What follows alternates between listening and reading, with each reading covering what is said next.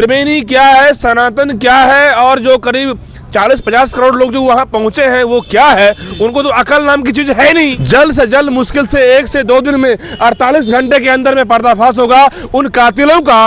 नमस्कार, पूरे दुनिया प्रयागराज का सर्च कर रहा है, कहीं न कहीं 143 देश से महाकुंभ को सर्च कर रहा है। और ऐसे में जो हालात या जो भगदड़ हुआ उसको लेकर के कई सारे अलूल जलूल बयान आ रहे हैं। वैसे में हमारे साथ एक पत्रकार है जो लगातार शुरुआती दौर से महाकुंभ को कवर कर रहे हैं। और एक जो शंकराचार्य जी का बयान आया है, उसके बाद जो अमिताभ बच्चन की पत्नी जया बच्चन की जो बयान आया है कि कुंभ में जो है बॉडी को फेंका गया और कुंभ का जो पानी है, संगम घाट की जो पानी है वो अशुद्ध हो गया। इसको लेकर के क्या कहेंगे आप?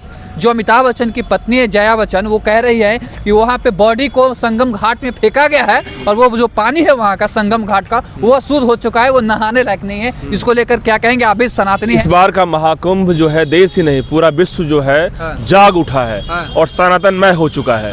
और इस सनातनमय जो हुआ है तो उसमें कुछ ऐसे जो हठधर्मी हैं, जो हमारे सनातन के विरोधी हैं, हिंदू विरोधी हैं, अधर्मी हैं, कुछ अधर्मी लोग भी जाग गए हैं। जैसे कि ये जागने वाले लोग, अब देखिए जो कह रहे हैं, अब जया बच्चन जैसी महिला जो सांसद है, नेता बनी हुई है, अब वो ऐसे कह रही है कि बॉडी को जो है पानी में डाल रहा है।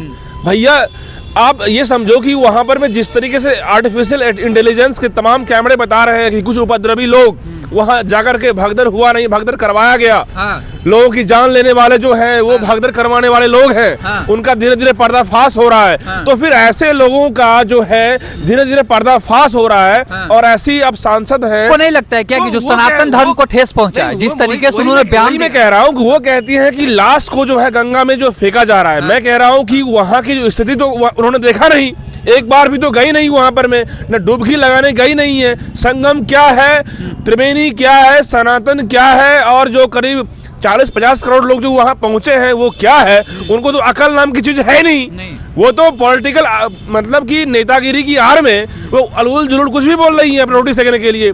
जैसा कि जानकारी आपको मिलनी चाहिए कि पूरे विश्व का लोग जो है वहाँ आ रहा है, तो क्या वो बेवकूफ है? पूरे विश्व के लोग सनातनमय हो गए हैं, तो क्या वो बेवकूफ है? और ये जो पॉलिटिकल जो लीडर हैं जया बच्चन, उन्हें थोड़ी भी समझ नहीं है। आपको बता दूं कि ऐसे जो अधर्मी हैं, जो हमारा सनातन विरोधी है, उन लोगों का सफाया होने वाला है। तो मतलब कि जो है मिर्ची लगी हुई है, वो लोग करे तो करे क्या, कुछ समझ नहीं आ रहा है। एक और बयान आया है शंकराचार्य जी का, जिसमें वो कहते नजर आ रहे हैं कि योगी आदित्यनाथ को इस्तीफा देना चाहिए। और जो है भारत के यशस्वी प्रधानमंत्री को उन्होंने कसाई शब्द का उपयोग किया है। और ये शंकराचार्य जी को क्यों नहीं समझ में आया? जब राम मंदिर का विसर्जन हो रहा था मूर्ति का, उस समय यही अखिलेश यादव की सरकार में उस पे श्रद्धालुओं पर लाठी बरसाया गया था और दौड़ा के रोड पे मारा गया था। उस समय इनको नहीं दिखा, लेकिन जब कुंभ में इस तरीके का हादसा हुआ उसको लेकर के राजनीतिक मोड़ ये दे रहे हैं। और शंकराचार्य जी को ना गद्दी छोड़ देना चाहिए। ये शंकराचार्य और साधु कहलाने लायक नहीं है। जिस शंकराचार्य की आप चर्चा कर रहे हैं ना, लोग अब उन्हें शंकराचार्य नहीं कह रहे हैं, षड्यंत्राचार्य कर रहे हैं। और ये षड्यंत्र कर रहे हैं। ये मतलब कि शंकराचार्य के चोलों में चोला पहनने से क्या शंकराचार्य हो जाता है क्या? नहीं। ये क्या मतलब दर्शा रहा है भाई? शंकराचार्य का पद को आप बदनाम कर रहे हैं, शंकराचार्य की उपाधि को बदनाम कर रहे हैं। शंकराचार्य जैसे दिव्य जो पुण्य लोग होते हैं, उनके जो उपाधि है उसको आप सरेआम ये नंगा कर रहे हैं। ये क्या रहे हैं? ये आपको समझ में आना चाहिए कि शंकराचार्य की उपाधि जो है बड़े तप और बड़े परिश्रम और बड़े पराक्रम होने के बाद मिलती है। उसके लिए निष्ठावान, बहुत कुछ विद्वान बनना पड़ता है। और लोग हैं, लेकिन एक शंकराचार्य होने के पद पे, उपाधि के होने के बाद आप कह रहे हैं कि आप इस तरीके से बात कह रहे हैं।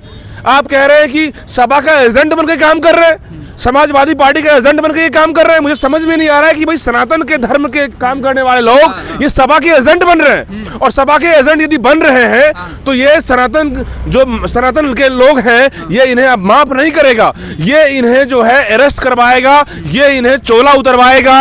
और सनातन में लोग जो है चोला उतरवा के रहेगा। मैं लिख के दे रहा हूँ, जिस तरीके से योगी जी एक्शन में है, मैं आपको लिख के दे रहा हूँ, इनके ऊपर में एक्शन कार्रवाई होगी। अच्छा, व्यू भी आपको ये नहीं लगता है कि योगी आदित्यनाथ को पूरे तरीके से बदनाम करने की कोशिश भी की जा रही होगी? बदनाम की जा रही, बदनाम कर दिया। क्यों कर दिया? आप देखो, सबसे बड़ी बात, एक तमाम वहाँ पे आर्टिफिशियल इंटेलिजेंस की टीम लगी हुई है, तमाम एजेंसियां 7 लेयर की सिक्योरिटी है और सारे सिक्योरिटी मुंबई एयरपोर्ट को ब्रेक डाउन कर दिया गया। भाई साहब, इतना श्रद्धालु आंखों देखा मैं हाल बता रहा हूँ, जिस तरीके से वहाँ पे परिंदा भी पर नहीं मार सकता है। ये एक मिनट रोकना चाहूंगा, ये वही पत्रकार है जो लगातार महाकुंभ को शुरुआती दौर से 1 डे से ये लगातार कवर कर रहे हैं, और जो भगदड़ वहाँ पे हुआ उस समय भी ये भगदड़ की क्या सीन थी? भगदड़ में जिस तरीके से लोगों की जान गई है, उसमें भगदड़ करवाया गया। कुछ उपद्रवी असामाजिक तत्व वहाँ पे पहले से ही षड्यंत्र कर रहे थे, और उस षड्यंत्र की आड़ में रात के 1:30 बजे से ही भगदड़ जो मची, उसमें कई महिला वहाँ की बता रही है, जो जिनके घायल हुए हैं परिजन, वो कह रहे हैं कि एकाएक जो है हुड़दंग मचा रहा था। उस हुड़दंग की आड़ में लोग डरे कि आखिर क्या हो गया, और उसी चीजों को नोटिफाइड की जा रही है। योगी जी एक्शन में है और जल्द पर्दाफाश होगा। जिस तरीके से न्यायिक टीम जांच कर रही है, जल्द से जल्द, मुश्किल से 1 से 2 दिन में, 48 घंटे के अंदर में पर्दाफाश होगा उन कातिलों का जिन्होंने महाकुंभ को बदनाम किया है और जो असहाय लोगों की जान लिया है। सही बात। एक सवाल और रहेगा, बागेश्वर बाबा जो है धीरेन्द्र शास्त्री, जो पंडित धीरेन्द्र शास्त्री, उन्होंने भी एक बयान दिया है। मरने के बाद जो वहाँ पे श्रद्धालु जो वहाँ पे जान चली गई जिनकी, उन्होंने कहा कि जो कुंभ नहाने आए हैं या जो लोग इस भगदड़ में मर गए हैं, उनकी मोक्ष की प्राप्ति हो चुकी है। देखिए, मैं लगातार कवरेज कर रहा हूं। उन्होंने कहा कि जो कुंभ नहाने नहीं आएगा वो देशद्रोही भी है। देखिए, बागेश्वर धाम के धीरेन्द्र शास्त्री लगातार वहाँ कुंभ नहाने आए हैं, वो लगातार सनातन की परचम लहरा रहे हैं, तो उन्होंने कहा कि निंदनीय है, निंदनीय, लगातार कह रहे हो, कई बार निंदनीय कहा, और मोक्ष की बात कह रहे हैं कि भाई वहां जिसकी जान चली गई है तो ये निंदनीय तो है ही, लेकिन जान यदि गई है किसी उपद्रवी के द्वारा, असामाजिक तत्व के द्वारा भगदड़ में जान गई है, तो समीक्षा करने की बात है ना। समीक्षा होनी चाहिए कि भाई साहब कौन ऐसे षड्यंत्र करने वाले लोग हैं, सपा के एजेंट हैं या किसके एजेंट हैं। अब तो हद हो गया। सनातन की आड़ में शंकराचार्य मुक्तेश्वरानंद जो जिस तरीके से कह रहे हैं कि ये लोग ये कह रहे हैं कि ये योगी जी को इस्तीफा दो, मोदी जी को नहीं आ रहा है। जो योगी लगातार वॉर रूम से मॉनिटर करता है, लगातार योगी रात के 3 बजे से ही अपने डीजीपी, अपने चीफ सेक्रेटरी के साथ लगातार डटा हुआ है कि भाई कोई चूक नहीं होनी चाहिए। वो योगी को कह रहा है कि इस्तीफा दो। मुझे समझ में नहीं आता कि ये शंकराचार्य जो है चोला पहन करके कर क्या रहे हैं। ऐसे सनातन में शंकराचार्य जो रहेंगे वो समाज में बदनाम करेंगे। क्या लगता है, पॉलिटिकल एजेंट है, ये सपा के एजेंट है, इन्हें तुरंत जो है इस शंकराचार्य पद उपाधि से मुझे लगता है कि समीक्षा होनी चाहिए। चलिए, आखिरी सवाल आपसे ये रहेगा कि इतना कुछ हुआ, महाकुंभ मेला में भगदड़ हुई, कई लोगों की जानें चली गई, लेकिन सरकार का जो मुआवजा था उन्होंने दिया, लेकिन मुआवजा देने से किसी की जान तो वापस नहीं आती। लेकिन अब जो है श्रद्धालु जाना चाहते वो उनको कुंभ जाना चाहिए या बिल्कुल जाना चाहिए। मैं बता रहा हूँ कि 26 फरवरी तक सनातन में रहेगा महाकुंभ। 35 करोड़ लोग डुबकी लगा चुके हैं, और जो कयास लगाया जा रहा था कि 50 करोड़ लगाएंगे, मैं बता रहा हूँ कि 60 करोड़ से ऊपर जाएगा ये रिकॉर्ड, और गिनीज बुक ऑफ वर्ल्ड में दर्ज होगा महाकुंभ का इस बार का